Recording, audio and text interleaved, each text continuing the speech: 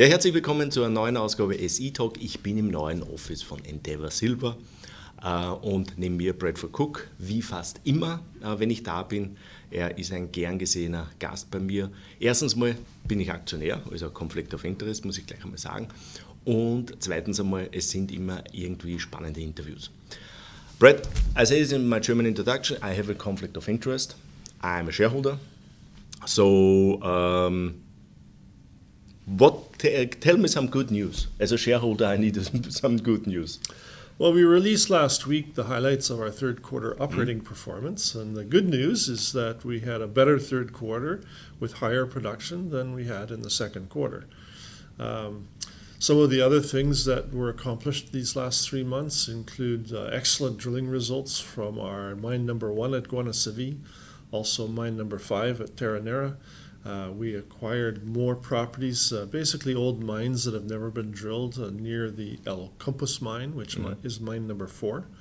And we actually appointed a new vice president of engineering, Andrew Sharp, to lead the development of our 3 new mines over the next 3 years. So generally a busy quarter and some positive news.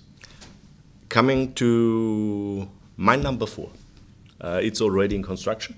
It is. We made the production decision in early July and commenced the development of the mine and the refurbishment of the plant in July, August. So we are now posting in the first week of each month a monthly update, including photographs and schedule on the website. So people can go to the homepage of the website, look for the El Campus update in the first week of every month, and you'll see exactly how the project is progressing.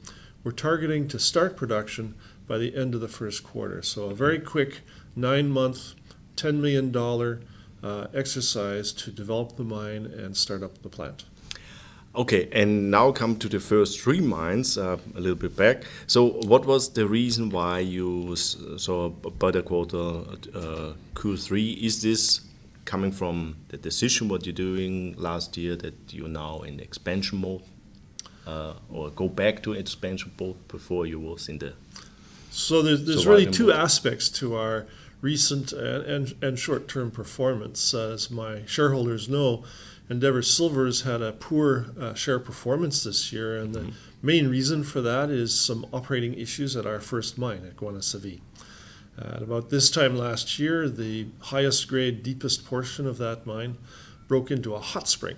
And while we've been pumping water and ventilating heat for many years, we did not have sufficient pumping or ventilation to handle the new increase of water and heat. And so we had to allow that high-grade portion of the mine to flood. We then, over the last, between December and June of this year, we invested a significant amount of capital to completely rebuild and expand the pumping and ventilation circuits. We turned them on and dewatered the mine at the end of June, just in time for a lightning strike at our electrical substation, which caused loss of power to the mine, which meant the pumps stopped, which meant that that high-grade area flooded once again. So it was like Mother Nature throwing us curveballs, and we've handled them. We've done a very good job of responding to these unexpected issues. And those issues are now behind us. By the end of July, we had the substation repaired and the area dewatered. So even with those problems in July, we still had a better quarter in Q3 compared to Q2. And of course, with the problems now resolved, we can now forecast not only that Q4 should be much better than Q3, but as we return Guanaceví to good health, over the next 3 quarters, we'll look for quarter-on-quarter improvements. So that's the main driver behind short-term value for the company, recovering Guanaceví to good health. The other main driver, which you've already highlighted, is this development of our 4th mine at El Campus. It'll be up and running by the end of the first quarter and contributing to production and cash flow in the second quarter. So there's the second main driver of short-term value for the shareholders. In general, my feeling is now, we talk always about also the overall market, but maybe do you have the same feeling? When we look at the gold price and related is also the silver price, it has a pretty good run this year. But the stocks itself, the most of them, not all, but the most of them, I have really a poor performance. Do you have any ideas why this so is?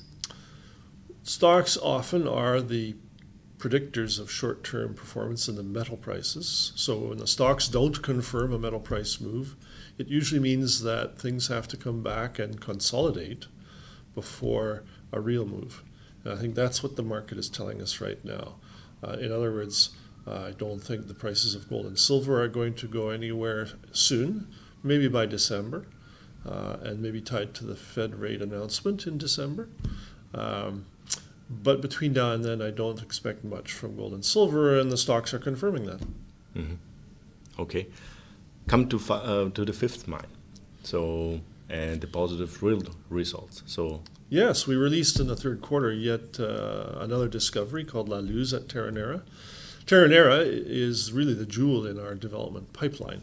It's a virgin discovery continuing to grow in a historic district. We published at the end of the first quarter a pre-feasibility study to put Terra-Nera into production as our fifth mine.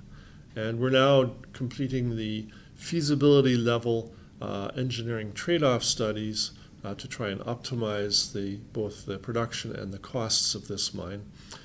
We did receive actually in August the 2 mine permits, the mine and plant permit for Terra-Nera. We're waiting for only 2 more permits, which are the dumps and tailings permits. Mm-hmm. And as soon as we receive those, hopefully by year end, then we will be able to start the development of Terra-Nera in the first quarter, scheduling production in the second half of 2019. It will become our largest mine, and with a forecasted all-in operating cost of less than $5 per ounce silver, it will become a very significant cash cow for the company. It'll be the new core asset for the company. How much you must invest to bring this in production? So the base case CapEx is $70 million, and we are going to contribute $20 million from our cash, but we're working on a $50 million debt facility in order to come up with the full $70 million. And the timing of that will be similar to the timing of the permits, late this year or early next year. Is this, I don't know how the accountants works here in Canada, is this investment what you're doing hit your earnings next year? Or is this only, you can this account different to the level? So with regard to our earnings and our all-in costs, even Q2, which was a difficult quarter for us, was break even on earnings. Mm-hmm. So the growth capital is not included in that. Mm-hmm. We view the construction of new mines separately from the cost of sustaining the existing mines. And once each new mine is in production, then it will have its own sustaining exploration and development costs. Last question, do you planning other things? Well, we're pretty busy with 3 operating mines sure. and 3 development projects. But we are actually looking to acquire another project, something that would be even bigger than Terra-Nera. Mm-hmm. We would like to add something like that to the development pipeline for 2020 and beyond. We haven't mentioned mine number 6 yet. It's still really an advanced exploration project at the Parral district in Chihuahua, Mexico. But you'll see short term, actually, a lot of exploration and drilling news from Parral this fourth quarter. Mm-hmm. And then we'll move to a resource estimate in the first quarter. We'll see Parral economic study perhaps by the second quarter, enter the permitting in the second quarter. What we're trying to do is get Parral to the point where we can have a pre-feasibility study in 2019 for a production decision. Mm-hmm. And that then becomes a construction project for production in late 2020. Mm-hmm. So that's all the new things that we're doing. Great. I think it was a good update, a short one. I like it.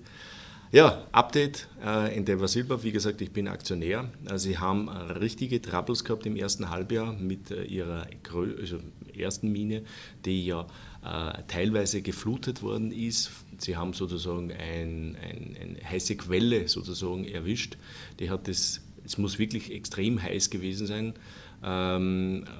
Wäre die Möglichkeit, dass man Thermalbad daraus macht, früher oder später, oder es zum Heizen verwendet. Jedenfalls war das Problem, dass die halt genau dort in dieser Region der Mine, wo die größten Gehalte sind oder höchsten Gehalte sind, ist geflutet worden. Diese Pumpstations und diese Ventilation wurde diese zusätzliche Wassereinbruch nicht verkraftet. Das heißt, sie haben es fluten lassen müssen.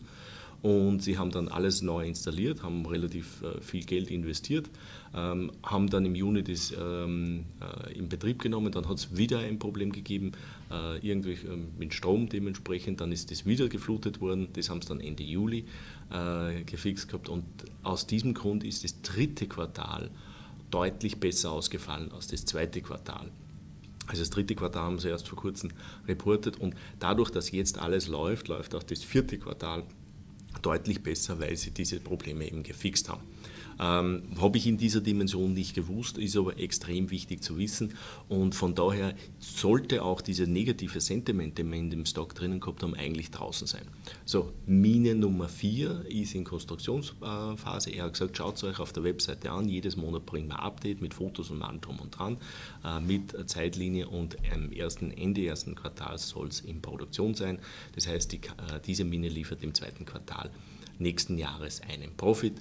Das heißt, es sind nur mehr 3 Quartale, dann haben wir sozusagen einen zusätzlichen Driver drinnen, nicht nur, dass jetzt die 3 bestehenden Minen wieder optimal laufen, sondern auch noch die 4. dazu. Dann kommt natürlich die 5. Mine, die sie sehr gute Bohrergebnisse haben. Da haben sie im Prinzip die Produktionsentscheidung schon getroffen. Sie haben schon die ersten Genehmigungen bekommen. Die 2 Genehmigungen fehlen noch für die Tailing und für einen Damm. Und wenn die dann dementsprechend kommen, wird dann die Konstruktion begonnen, kostet um die 70 Millionen. Sie schauen natürlich jetzt noch, wie sie es optimieren können. Sie wollen 20 Millionen aus dem Cash nehmen, 50 Millionen werden es wahrscheinlich Debt Financing machen. Und ja, das wäre dann die Mine 5 und die Mine 6, da haben sie eigentlich noch kaum was darüber gesagt. Das ist ein Early Exploration Stock, also ein Projekt, aber dort wird jetzt sehr viel gebohrt. Er erwartet, dass im ersten Quartal eine Ressourcenschätzung ist, dann eine Feasibility Study und dann dementsprechend, also Pre-Feasibility muss man sagen, und dann, dass sie dort auch dementsprechend Produktionsentscheidungen machen. Und sie suchen natürlich möglicherweise noch Akquisitionen. Er hat was angekündigt, dass das sogar größer ist als Nähere, also die Mine Nummer 5. Und ja, zur Mine Nummer 5 muss ich auch noch dazu sagen, die jetzigen Daten deuten darauf hin, dass die All-In-Kosten unter $5 liegen. Das bringt natürlich einen ganzen All-In-Kost für die ganze Mine deutlich runter, weil es einfach so hochgradig ist. Ich bin froh, dass ich Aktionär bin. Ich glaube, dass das kein schlechtes Investment ist. Man muss sogar überlegen, jetzt nochmal nachzukaufen, weil sie ist einfach jetzt verdammt billig nach wie vor im Verhältnis dort, wo man einfach haben. Wenn wirklich dann einmal der Goldpreis laufen sollte und der Silberpreis, ich meine, er geht davon aus, dass das nächsten Monat nicht passiert, erst möglicherweise im Dezember, dass wir den nächsten Move sehen, dann ist man dann natürlich auf der richtigen Seite. Das war's von Endeavour Silver, Oktober 2017, Bradford Cooke. Tschüss und Baba. Thank you. Joe.